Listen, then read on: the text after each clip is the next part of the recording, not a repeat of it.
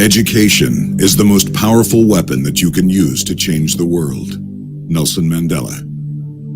The truth of these words is manifest in the transformed lives of the students and alumni of historic LeMoyne-Owen College. LeMoyne-Owen is the heart of the Soulsville, USA Renaissance community in Memphis, Tennessee. Surrounding its beautiful campus are the Stax Museum, the Stax Music Academy, elementary and charter schools, historic churches and businesses, and the stately Elmwood Cemetery. As the only historically Black college in Memphis, LeMoyne-Owen College has educated local and national leaders who, with their passion and presence, have made an indelible impact on their respective communities and touched countless lives. Consider Marion Barry, former mayor of Washington, D.C., Willie W. Harrington, Memphis's first African-American superintendent of Memphis City Schools, and the first African-American elected mayor of Memphis. Dr. Benjamin Lawson Hooks, first African-American appointed to the Federal Communications Commission, and former NAACP National Executive Director, Judge, and Minister. Lois DeBerry, former House Speaker pro tempore, and one of the longest-serving members in the history of the Tennessee State House of Representatives. And G.E. Patterson, founding pastor, Temple of Deliverance, Bishop, Church of God in Christ. All history makers. All LeMoyne-Owen College magicians. This legacy was forged in faith and struggle, and the roots of the college run deep, all the way back to the American Civil War, to the year 1862, 1 year prior to the signing of the Emancipation Proclamation. The battle to abolish slavery was nearly won, and members of the American Missionary Association, in their wisdom and through their faith, knew education was the key to equality and the future of our young nation. So they set up a school at the Union Army's Camp Shiloh in Shiloh, Tennessee, where runaway slaves and freedmen learned to read and write.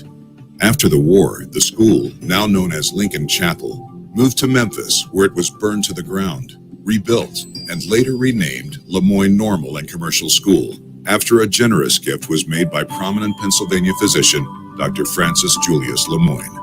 In 1934, the school moved to its current location on Walker Avenue and received its charter as a 4-year degree-granting institution. Later, LeMoyne College merged with Owen College to become LeMoyne-Owen College. Today, the LeMoyne-Owen stands as a beacon of hope in the South Memphis community, and a college of choice for those students who desire the unique and transformative experience that only a historically Black college can provide. Talented, diverse faculty challenge today's magicians in a rigorous course of study and liberal arts in the sciences, and mold them into leaders and professionals who go forth to shape the communities in which they live, work, and serve.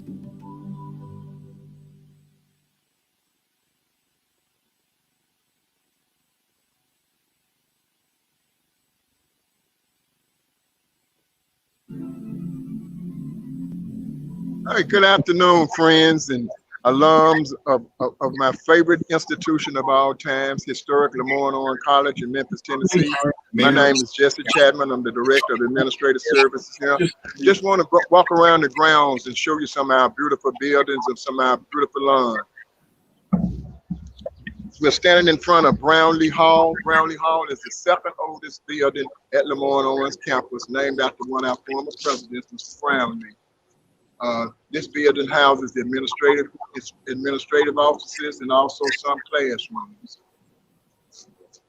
Yes, sir. And we're heading toward Hollis Price Library. Hollis Price Library is named after Hollis Freeman Price, a longtime president of LeMoyne-Owen College. And when I entered LeMoyne in 1967, it was LeMoyne College, and Hollis Price was actually responsible for the merger with Owen College. We walked in front of the historic markers on the campus. This historic marker is from the 1960 City-In movement, in which a lot of LeMoyne students participated in Memphis and in Nashville. This was a real big deal at the time, and we really want to be a part of it. This is Hollis Price Library. It was renovated about 5 years ago. We're also coming up on, so we're gonna go to the front of Hollis F. Price Library. Hollis Price this was the place where we all came and studied back in the day. It's been up to date now. It's all computerized and all technology has been put in Hollis Price Library. We renovated the outside. Hollis F. Price Library. This was the place where everyone went and mingled. Next to Hollis F. Price Library is Edward Steele Hall campus. We're going to walk around to the front and show you.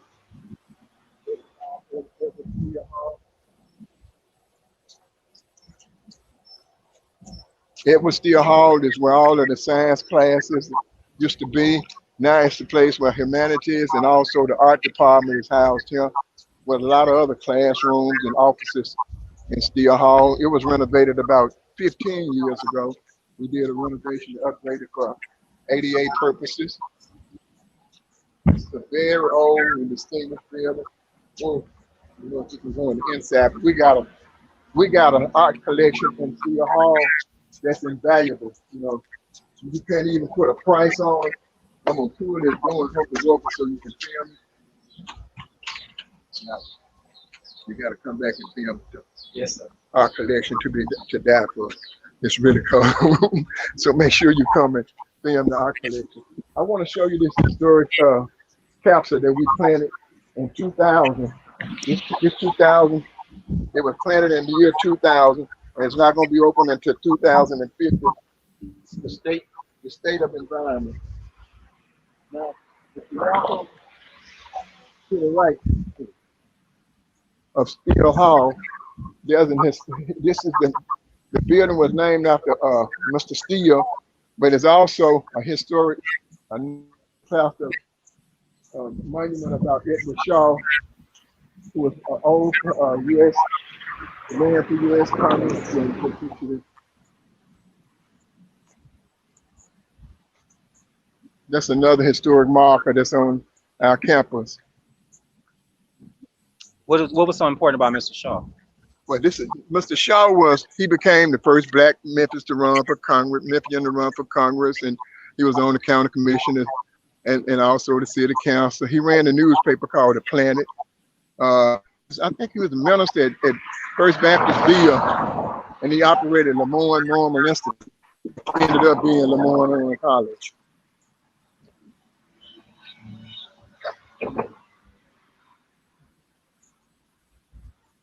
So how long have you been working with the university? I've been with the university at this time 11 years.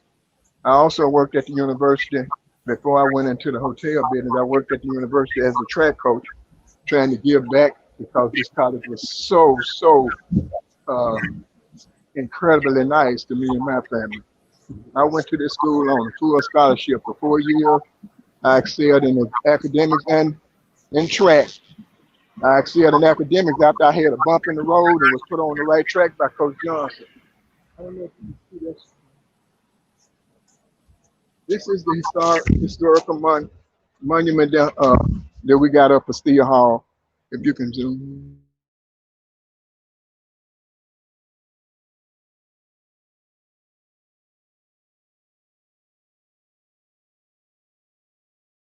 We merged with Owen College in 1968 and we became LeMoyne-Owen College. This is Walker Avenue.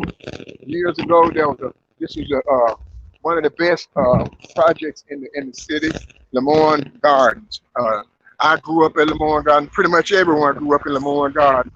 And I long for the day when I'll be able to come to LeMoyne College. Never did I know I would. Across the street is our wellness center, the Urban Wellness Center. And these are some apartments across the street that we own. We did house career services over here, but we've actually moved them to another building. What have you done for the grounds, and how important is it that they stay beautiful? Well, we spray them every week. We cut them every week. We spray the grounds. We cut the grounds every week. We prune the trees. We flip the mulch. You know, I take pride in, you know, I'm actually, I wish this was a couple of weeks ago. We started to redo the whole front with new plants and new shrubbery and everything. We've done some over on the front, on the back of the student center. Yeah, we Does it speak to the pride of the university? Oh my goodness, yeah. I remember when Dr. Price was our president, he used to just walk the ground and just with his hands behind his back like this and just look at the grounds, because the grounds have always been pristine and beautiful. We had some lean years, you know, as everything does, but when I went to LeMoyne, they took pride in these grounds. When Judge Odell Horton took over as president after Hollis Price, and he was just, his main pet peeve was facilities and grounds. He hired a whole staff. That all they did was come out here and work these grounds and these facilities. That was his contribution. He was he was a former federal judge, and he took over as the president of a college. So he was used to things being beautiful. You know, the courthouses and everything that he worked in was so pretty, and that's how he wanted to move. He hired a whole staff to come in here and just beautify this campus, and they did an excellent job. And we kept it up for as long as possible. During the lean years, it fell out sometime, but we take a lot of pride in these beautiful grounds. We really do.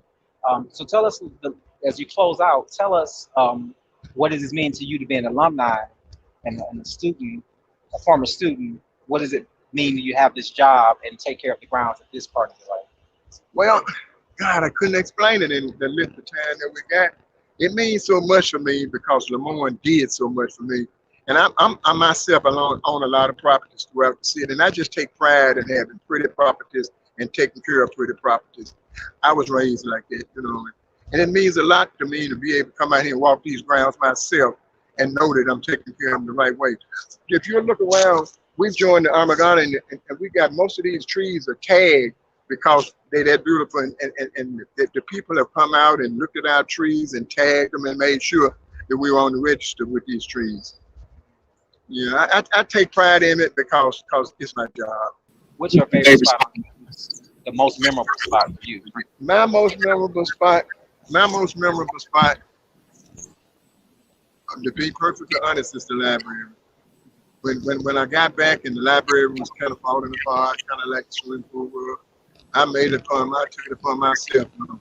I didn't have the money to do it myself, but I knew how to. Me and Miss Shirley here got together and we put together a couple of grants and some Title III money, and we put it in that library because without that library and the people that I went to school with, I probably wouldn't have graduated.